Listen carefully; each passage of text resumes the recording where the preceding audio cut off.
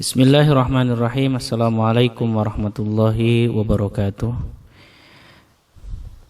Innal hamdalillah nahmaduhu wa nasta'inuhu wa nastaghfiruh wa na'udzu billahi min syururi anfusina wa min sayyiati a'malina.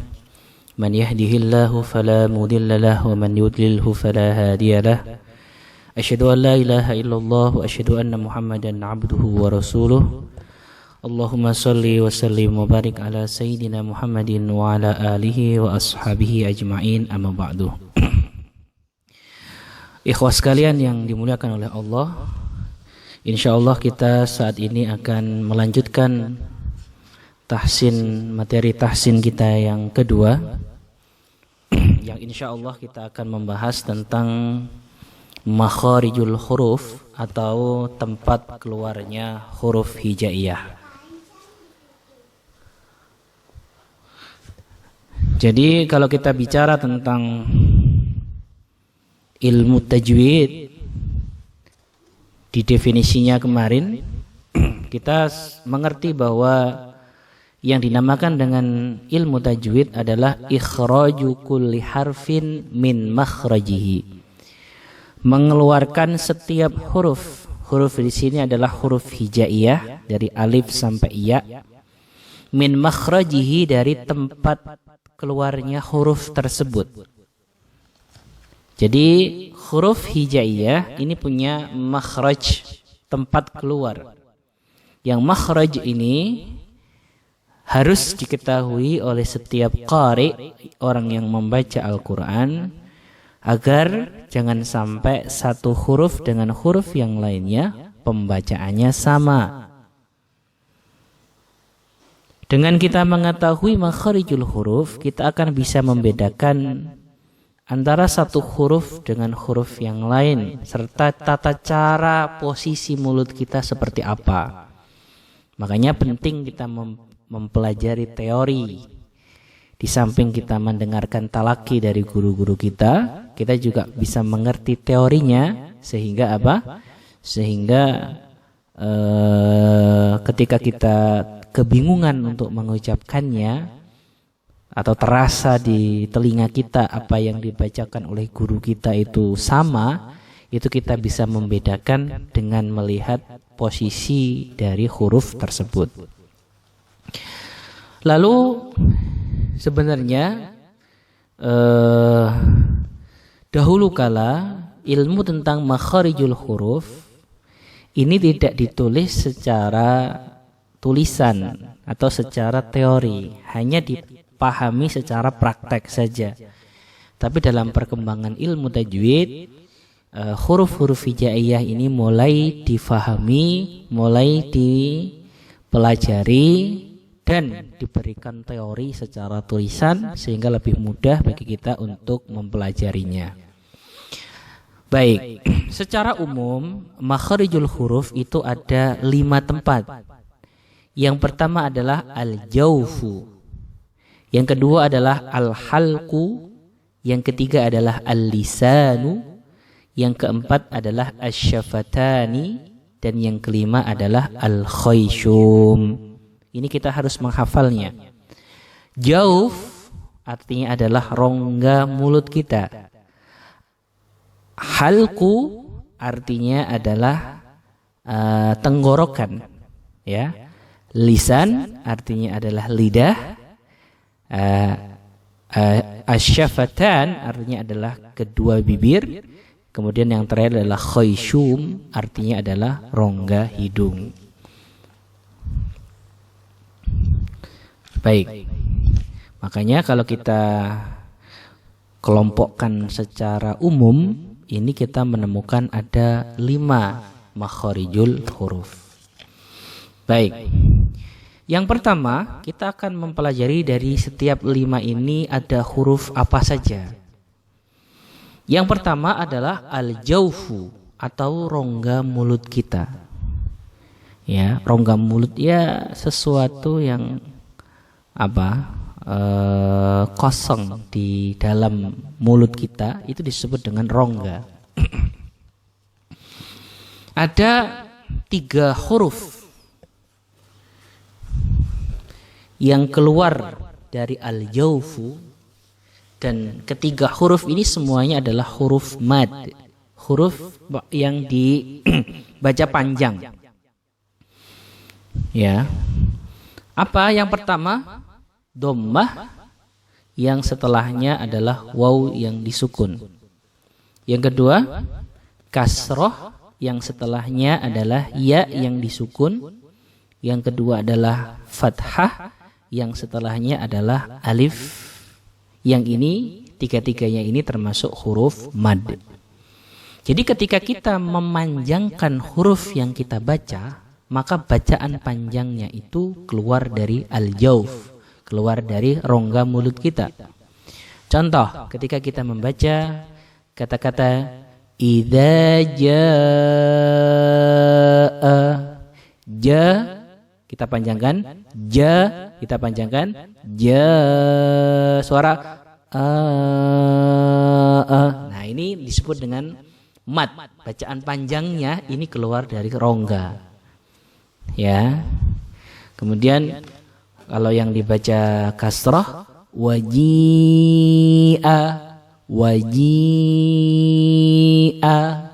ji kita baca panjang, ji suara i, ini suara matnya, suara panjangnya ini keluar dari al-jawf, yaitu apa namanya,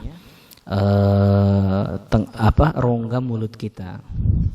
Atau kita membaca panjang kata-kata amanu, nu, amanu, nu. Nah, bacaan ini juga bacaan mat. Nah, ini keluar juga dari rongga. Nah, kesalahan yang paling banyak dilakukan oleh seorang yang membaca Al-Quran dalam masalah makharijul huruf jawf ini adalah ketika mereka membaca mat dengan agak menahan suaranya. Entah karena apa namanya, dienak-enakin bacaannya, atau karena suaranya memang sulit untuk keluar. Tetapi ada yang membaca agak ditekan. Ini tidak diperbolehkan. Contoh tadi amanu, suara nu, ada suara agak kita tekan, itu nggak boleh. Suaranya harus lepas. Amanu, nggak boleh. Amanu, nah ditekan, itu nggak boleh.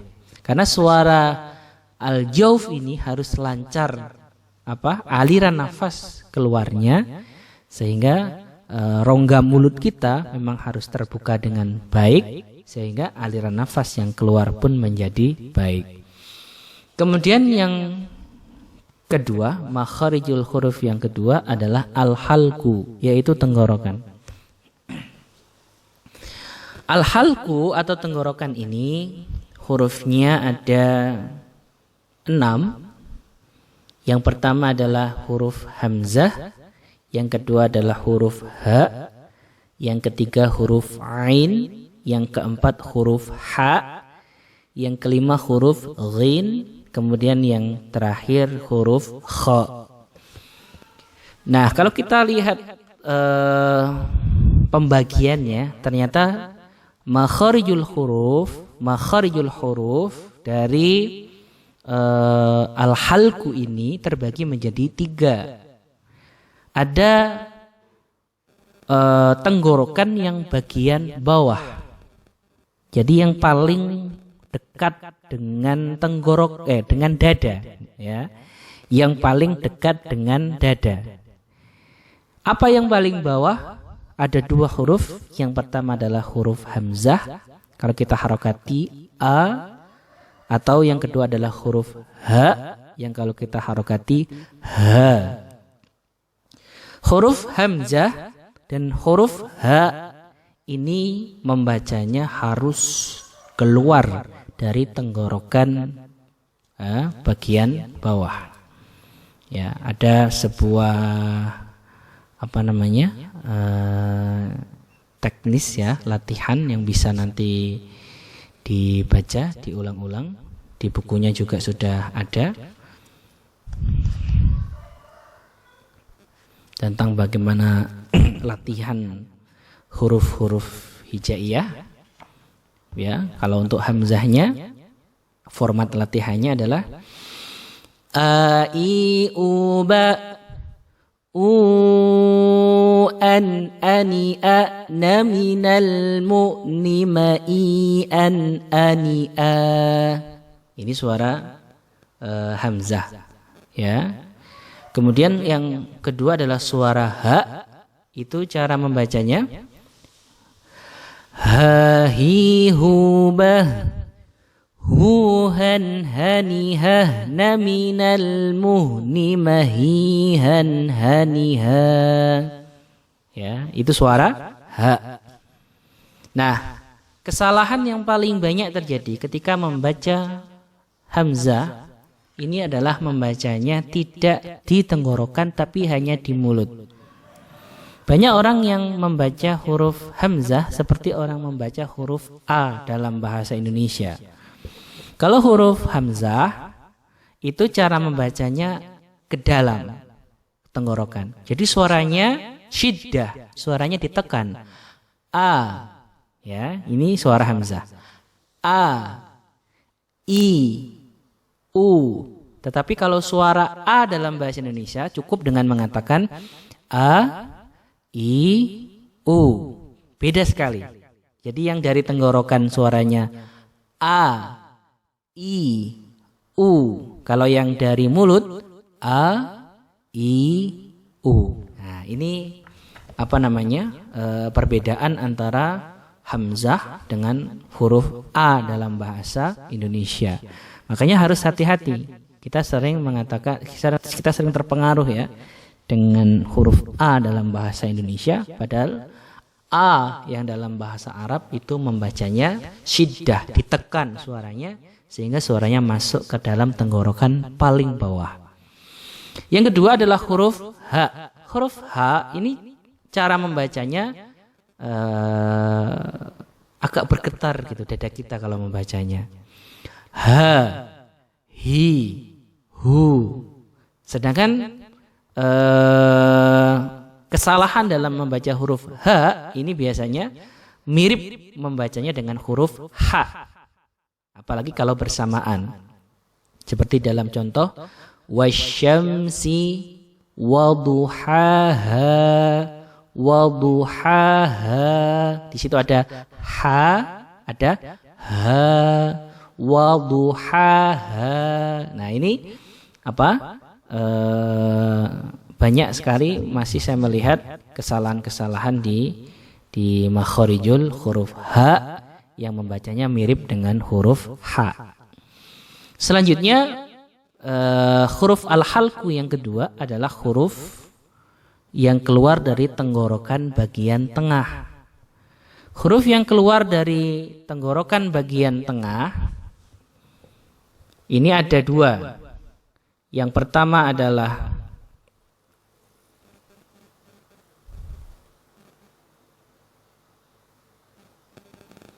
hamzah. Yang pertama adalah huruf ain. Yang kedua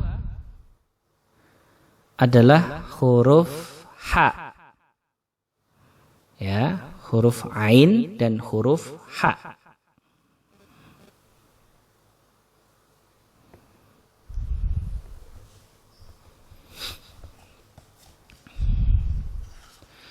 Cara membaca huruf ain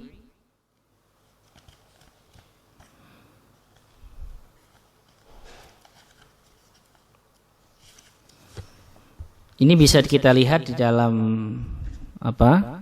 Tabelnya.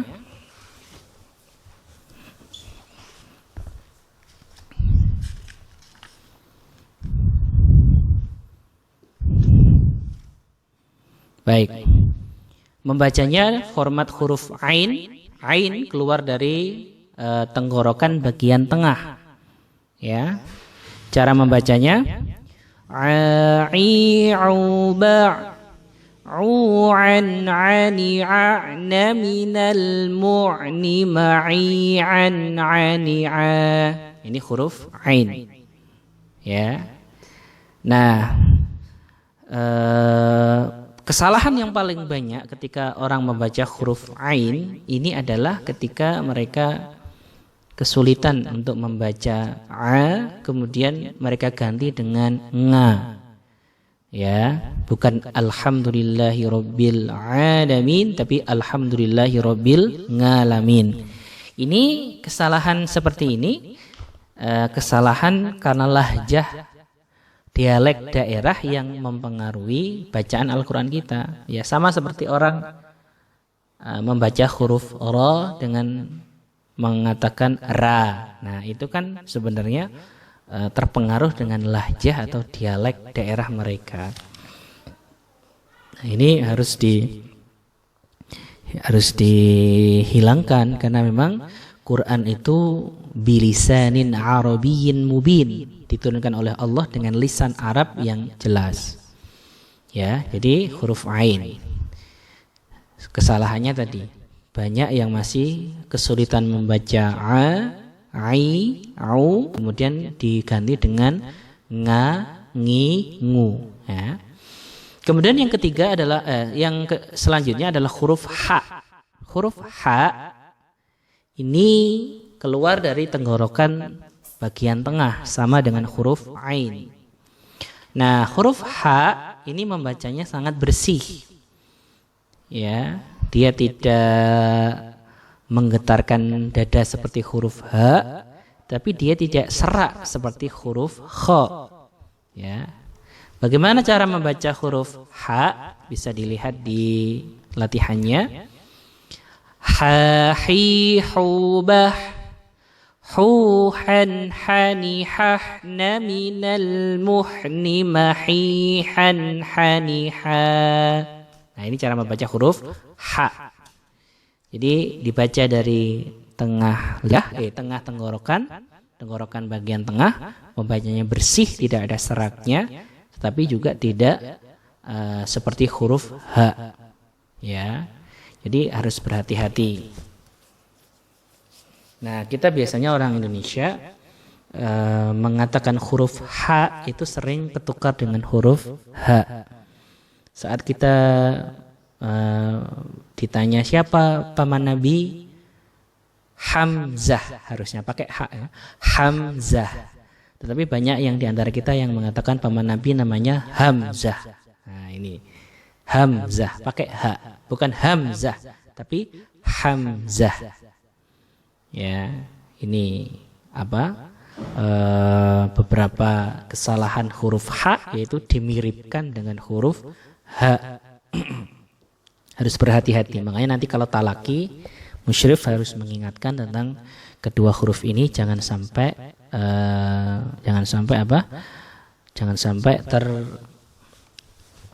tertukar ya, dengan dengan H ini jangan sampai tertukar. Selanjutnya yang bagian yang ketiga dari tenggorokan adalah tenggorokan bagian atas. Jadi al-halqu atau makharijul huruf dari tenggorokan terbagi menjadi tiga. Ada tenggorokan bagian bawah, hurufnya adalah hamzah dan juga ha. Ada tenggorokan bagian tengah, yaitu huruf ain dan juga ha. Kemudian ada tenggorokan bagian atas, yaitu huruf ghin dan huruf kha. Huruf ghin ini cara membacanya bisa dilihat di tabelnya. Ini adalah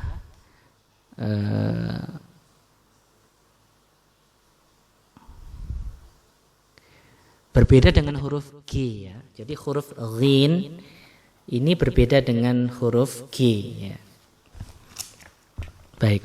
Caranya ghaghibal ghugan ghani ghagna minal mughni maghigan ghani gha. Ini cara membaca huruf ghin. Saya ulangi ya. Ghaghibal ghugan ghani ghagna minal mughni maghigan ghani gha. Huruf ghin ini banyak orang membaca salahnya disamakan dengan huruf G. Jadinya kalau ki bagaimana? Genggingubang. Nah, ini jadi huruf ki, nggak boleh. Dia huruf ghin, ghirubau. Ya, nggak boleh disamakan dengan huruf ki. Itu kesalahan pertama. Kesalahan kedua, huruf ghin itu banyak yang memantulkan ketika dia disukun. Ini banyak saya mendengar seorang yang membaca surat Al-Fatihah ghairil maghdubi, enggak boleh dikolkolahkan. Banyak yang masih membaca ghairil mag. Nah, ini salah. G itu tawallud namanya. Huruf yang harusnya tidak kolkolah dikolkolahkan. Ini tawallud. Makanya bacanya ghairil maghdubi seperti itu, ya. Jadi tidak ada qalqalah di dalamnya. Jadi itu huruf ghin. Sedangkan yang terakhir dari huruf al-halqu adalah huruf kha. Cara membaca huruf kha seperti yang bisa dilihat di tabel, dia keluar dari tenggorokan bagian atas. Suaranya agak kita serakkan. Kha khi khu ba khu khan khani khna minal mukhni makhi khan khani kha. Ya, saya ulangi. Kha khi khu ba khu khan khani khna minal mukhni makhi khan khani kha. Ini makharijul huruf kha, keluar dari tenggorokan bagian atas, ya, dan suaranya tadi agak kita serakkan.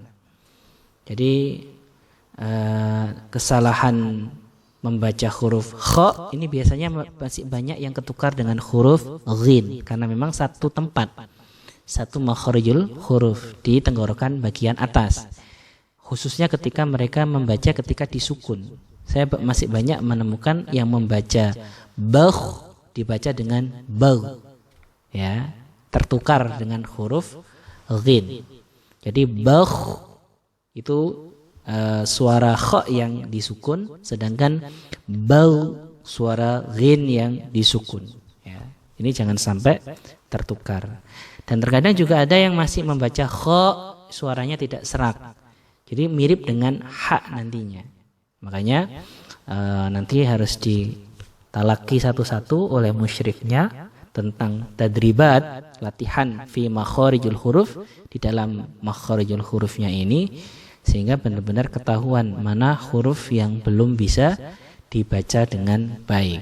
Ya, ini secara teori al-halqu ini dibagi menjadi 3.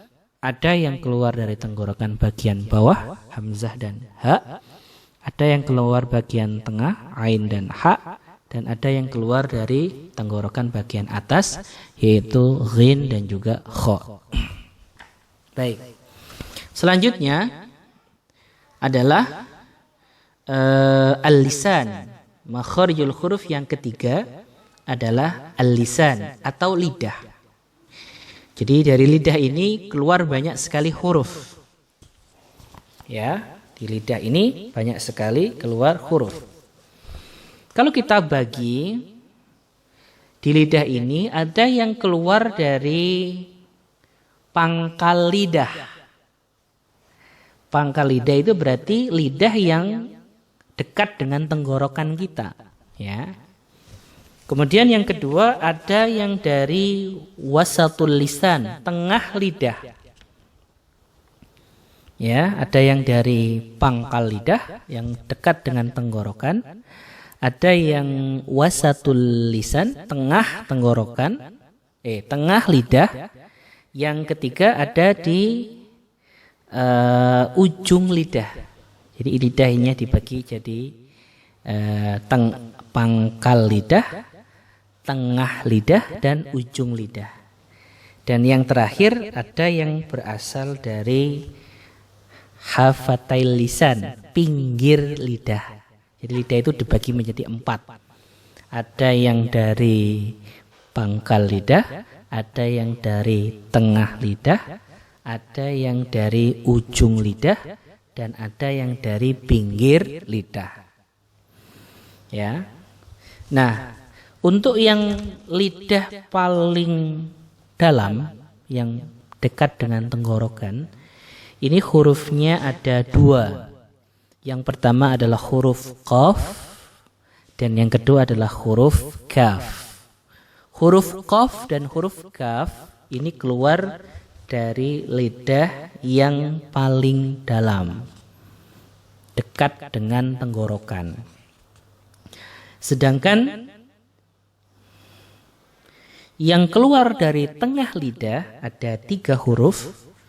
Yang pertama adalah huruf ya, yang kedua huruf shin, dan yang ketiga adalah huruf jim. Ini keluar dari tengah lidah. Sedangkan yang keluar dari pinggir lidah dulu. Pinggir lidah ini 1 huruf, yaitu huruf dod. Huruf dod ini keluar dari pinggir lidah. Ya, satu-satunya huruf yang keluar dari pinggir lidah. Sedangkan yang keluar dari ujung lidah, yang pertama ada huruf lam, yang kedua ada huruf nun, yang ketiga ada huruf ra, yang keempat to, kelima dal, keenam ta. Ya. 7 dha, 8 dzal, 9 tha, 10 shad, 11 sin, 12 za atau zai, sama saja. Jadi itu adalah huruf-huruf yang keluar dari torful lisan atau ujung lidah. Yang paling banyak berarti ya. Yang paling banyak ada tadi berapa? 11 ya, ada 11 huruf. Jadi ini menunjukkan bahwa makhrijul huruf di lisan ini adalah makhrijul huruf terbanyak dari huruf hijaiyah, berada dan keluar dari lisan kita. Baik, kita akan belajar yang pertama dari aqsal lisan atau lisan yang paling dalam.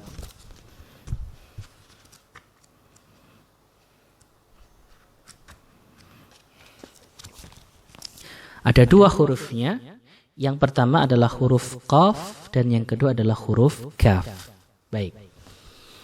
Cara membaca huruf qaf, dia adalah huruf yang keluar dari pangkal lidah dekat tenggorokan dengan mengangkatnya ke langit-langit mulut. Jadi kalau kita perhatikan, lidah kita saat membaca huruf qaf itu naik ke atas. Ya, pangkal lidah kita itu naik ke atas.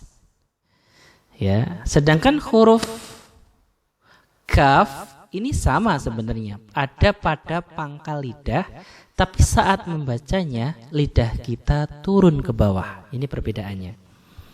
Jadi kalau qaf naik lidah kita, kalau kaf turun lidah kita. Baik, kita akan praktekkan dalam tadribat, dalam latihannya. Kita dari huruf qaf terlebih dahulu.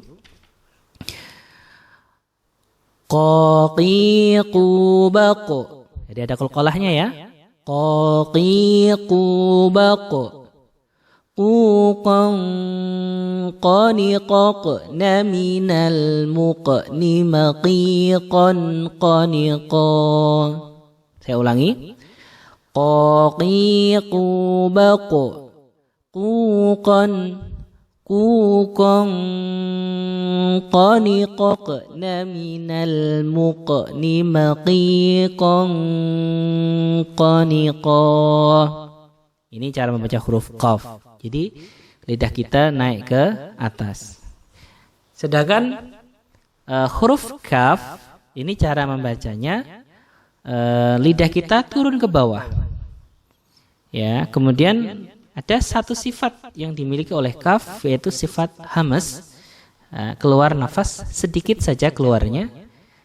Jadi agar sifat hamasnya ini ada dalam huruf kaf. Jadi cara membacanya adalah kaki kubak kukan kanikakna minal mukni makikan kanika. Ini cara membaca huruf kaf. Ya. Jadi kalau ko naik, kalau ka turun. Ko naik, ka turun lidahnya. Dan tadi kalau untuk huruf qaf ini biasanya kesalahannya adalah ketika dia membaca qalqalah. Qalqal dari huruf qaf ini dibaca baku, baku, baku, ya. Jangan dibaca bake, bake. Seperti qalqalahnya huruf kaf, padahal huruf kaf tidak ada qalqalah. Dan biasanya huruf kaf ini cara membacanya yang salah juga ketika disukun. Banyak yang membaca huruf kaf di qalqalahkan. Bak, bak, bak, bak. Nah, nggak boleh ya. Huruf kaf tidak ada qalqalah. Tetapi huruf qaf ada qalqalahnya, tapi qalqalahnya memantul dengan benar, tidak seperti pantulan huruf kaf. Ini cara membaca huruf qaf ya. Jadi makharijul hurufnya ada di lidah bagian dalam. Sedangkan selanjutnya adalah huruf yang keluar dari lisan bagian tengah. Huruf yang keluar dari lisan bagian tengah ini ada huruf ya, huruf shin, dan huruf jim. Huruf ini keluar dari tengah lidah yang bertemu dengan langit-langit mulut kita. Jadi saat membaca, lidah kita naik menyentuh langit-langit mulut kita. Ini 3 huruf. Ya, shin, sama jim. Baik, kita akan praktekkan di huruf ya. Lidahnya naik. Ya, yi, yu, bai. Yu yai yani yaina minal mini mai yai yani ya. Ini di buku saya ditulis minal mini, harusnya minal muini, muini ya. Baik, muini kita bikin muini saja. Ya yi yu bai yu yai yai yaina minal muini mai yai yani ya. Nah, jadi saat membacanya huruf ya itu mudah. Saya tidak banyak menemukan kesalahan orang membaca huruf ya. Selanjutnya adalah huruf shin. Nah, shin besar ini biasanya orang-orang banyak salahnya mirip dengan shin yang sin ya, sin yang dibaca tipis ya. Padahal shin besar itu ada sifatnya namanya tafashi. Kalau membaca keluar nafas dengan deras. Kalau orang kampung seperti orang ngusir ayam. Nah, ini suara tafashi. Suara tafashi. Ya, kalau kita praktekkan, perhatikan. Syashi shubash shushan shani shashna minal mushni mashishan shani sha. Jadi deras suaranya. Sha, shi, shu, deras. Kalau nggak ada suara tafasinya maka dia jadi sa, si, su ya, jadi sin. Maka harus deras. Sha, shi, shu. Nah, ini sifat dari shin, tafasi. Kemudian huruf yang berada pada wasatul lisan, tengah lisan, selanjutnya adalah huruf jim. Huruf jim ini dia membacanya berada, makharijul hurufnya berada di tengah lisan dan menyentuh langit-langit mulut kita bagian atas. huruf jim, ja, ji, ju ini banyakan kita membacanya mirip dengan huruf C. Nah, ini salah. Nah, huruf C. Kalau kita ngomong dalam bahasa Indonesia Jakarta, Jakarta. Maka orang kalau kita pakai huruf jim bukan ja tapi ja. Bukan ja tapi ja. Itu beda. Jadi kalau ja itu tebal dan syiddah, tidak keluar nafas. Ja. Kalau huruf ja itu tipis dan keluar nafas. Nah, ini harus diperhatikan saat kita membaca huruf jim. Jadi syiddah kuat, karakternya ini syiddah, artinya dia tidak mohon maaf ya. Iya, jim itu syiddah, penekanannya kuat, kemudian jahar. Dia tidak keluar nafas ketika membacanya. Berbeda dengan huruf C yang cenderung ringan dan juga kalau membaca ada desis suaranya. Ya, baik, saya akan contohkan huruf jim. Ja, ja, ji, ju, baj, ju, ja, jani, jaj, naminal, mujni, maji, ja, jani, ja. Saya ulangi. Jaji jubaj juja jani jajna minal mujni majija jani ja. Nah, ini nanti di latihan di rumah saat membaca huruf jim jangan sampai suara desis nafasnya keluar dan harus tadi dibaca agak syiddah, dibaca tertekan agar suaranya menjadi kuat. Ya, ini huruf jim. Ya. Jadi aksal lisan atau lisan yang paling pangkal, paling dalam ada huruf qaf dan huruf kaf. Lisan yang tengah ada huruf ya, shin dan jim. Sedangkan yang berada di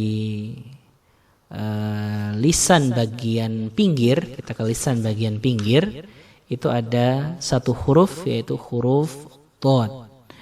Huruf dhad ini keluar dari dua sisi lidah atau salah satunya yang bertemu dengan gigi geraham. Secara teori seperti itu. Jadi lidah kita ketika membaca huruf dhad itu pinggir lidah kita itu menempel di gigi geraham kita. Bisa lidah kita menempel gigi geraham kita kedua-duanya atau bisa salah satunya. Bisa di gigi geraham sebelah kanan atau gigi geraham sebelah kiri. Ya. Nah, cara membacanya bagaimana? Didengarkan dan dilihat di tadribatnya. Cara membacanya adalah huruf ini tadi istitalah, suaranya memanjang dari lidah bagian bawah sampai lidah bagian pinggir. Jadi membacanya adalah do, di, du. Saya ulangi, do, di, du. Ya. Jadi kalau kita praktekkan do, di, du, bal, tidak dikolok-kolahkan, jangan dibaca balde, ya, tidak dikolok-kolahkan. Jadi do, di, du, bal, du, do, ni, do, na, minal, mubni, madi, do, ni, do. Nah, ini cara membacanya. Nah, kesalahan biasanya huruf dhad ini tidak dibaca dari pinggir lidah, tapi dibaca dari ujung lidah. Perhatikan perbedaan suaranya. Kalau yang dari pinggir lidah, suaranya seperti ini. Do, di, du, bal, ini dari pinggir lidah. Sedangkan kalau dari ujung lidah, do, di, du, bad. Do, di, du, bad. Nah, ini dari ujung lidah. Jadi perbedaannya sangat terasa. Ya, makanya kalau kita membaca huruf dod, ini harus tadi secara teorinya pinggir lidah kita menempel gigi geraham, bisa dua-duanya menempel atau salah satunya menempel, bisa di sisi kanan atau bisa di sisi kiri. Nah, itu materi kita tentang tahsin pada hari ini. Insyaallah di pertemuan selanjutnya kita akan membahas tentang tadi torful lisan atau ujung lisan. Kemudian kita membahas asyafatan, dua bibir. Kemudian kita membahas al-khayshum, rongga hidung kita.